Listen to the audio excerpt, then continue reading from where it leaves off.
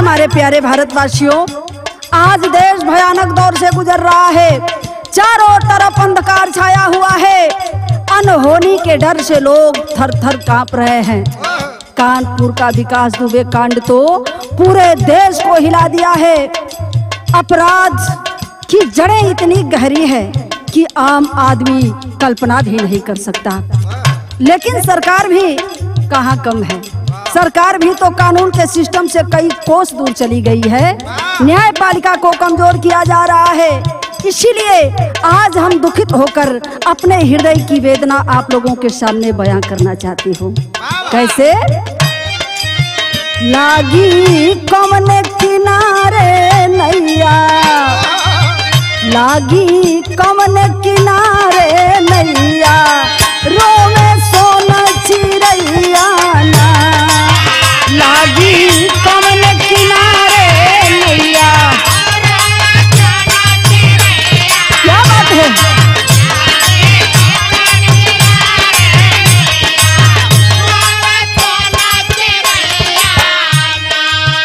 गौर करेंगे बाबूजी। लागी कौने किनारे नैया, रोवे सोन चिरैया ना। ऐसा मैं इसलिए कह रही हूँ, देशवा संविधान से चली, सगरी जनता फूली फली।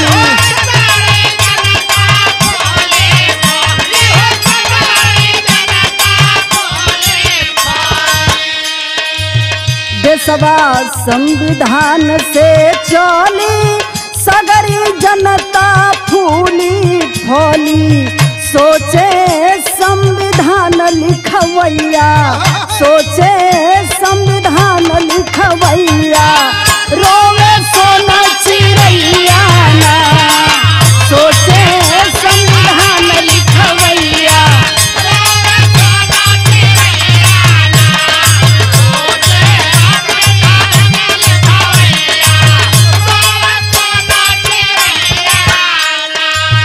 गौर करेंगे बाबूजी। बाबा साहब ने सोचा था कि जनता के द्वारा जनता का राज होगा, सुखमय समाज होगा। लेकिन आज कानून मजबूर है और सरकार मगरूर है। गुंडे तो गुंडे, सरकार को भी कानून की परवाह नहीं है।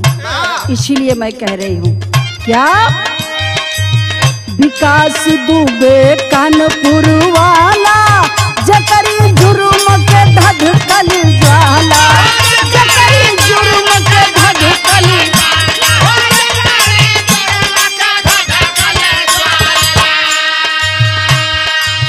विकास दुबे कानपुर वाला, जकरी जुर्म के धधकल ज्वाला। मनवा काहे बनल कसैया, मनवा काहे बनल कसैया, रोवे सोना चिरैया ना, मनवा बनल काहे।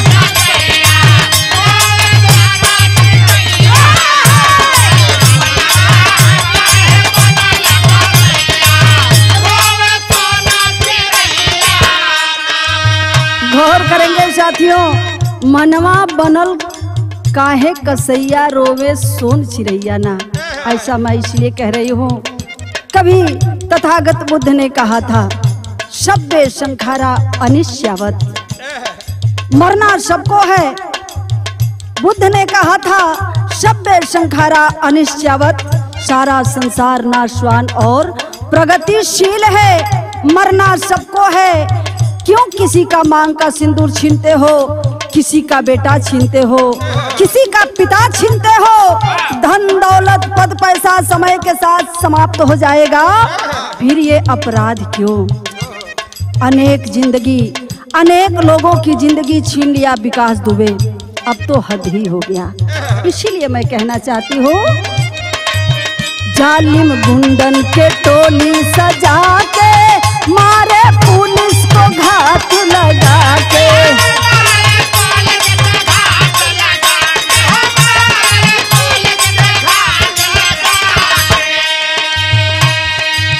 जालिम गुंडन के टोली सजा के, मारे पुलिस को घात हाथ लगा के बनले मानवता के मुदैया, बनले मानवता के मुदैया, रोवे सोना चिड़ैया ना, बनले मानवता के मुदैया।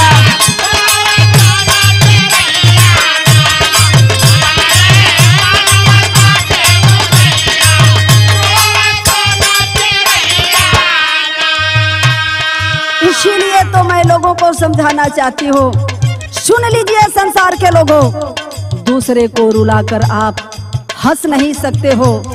विकास दुबे अपराध करते करते अपनी विनाश का कब्र खुद ही खोद लिया। अपराधी तो कानून की धज्जी उड़ाते हैं, ये तो जाहिर सी बात है। लेकिन देखिए सरकार क्या कर रही है। मैं अपने गीत के माध्यम से आप लोगों को संदेश देना चाहती हूँ। कैसे?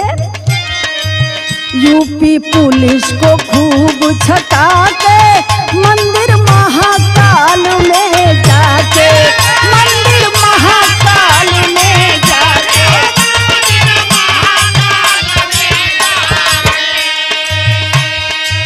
यूपी पुलिस को खूब छटा के मंदिर महाकाल में जाके, सोचे बायब सरेंडर उपैया, सोचे बायब सरेंडर उपैया, रोवे सोना चिड़ैया ना, सोचे बायब।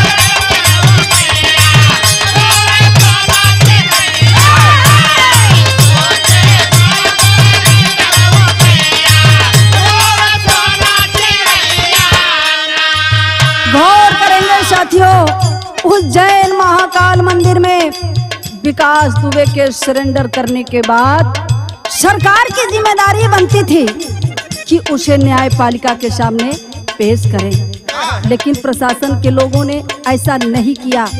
सरकार को बचाने के चक्कर में कार्य ही पलट दिया। मुजरिम को सजा माननीय जज महोदय को देना था, लेकिन प्रशासन विकास दुबे को मारकर खुद ही सजा दे दिया। ताकती रह गई न्यायपालिका। सरकार ने साबित कर दिया कि कोर्ट कचहरी थाना पुलिस सब कुछ हम ही हैं। इधर जनता बेचैन है, बात विकास दुबे की नहीं है, कानून के राज की है। प्रशासन के लोग ही जब जज बन जाएंगे तो कानून का क्या होगा, आप लोग सोच सकते हैं। संतोष ई है फिकर सतावे, अब का होई समझ न आवे, अब का होई समझ न आवे।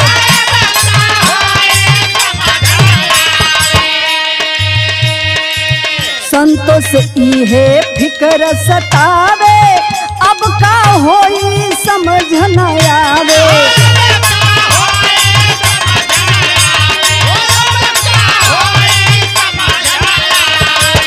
संतोष ई है फिकर सतावे, अब का होई समझ न आवे।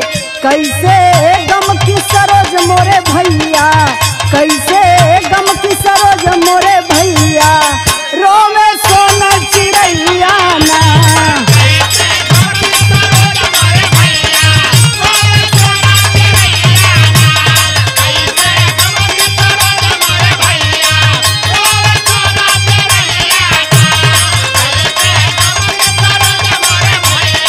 रोवे सोना चिड़ैया। जय भीम, जय भारत, जय संविधान।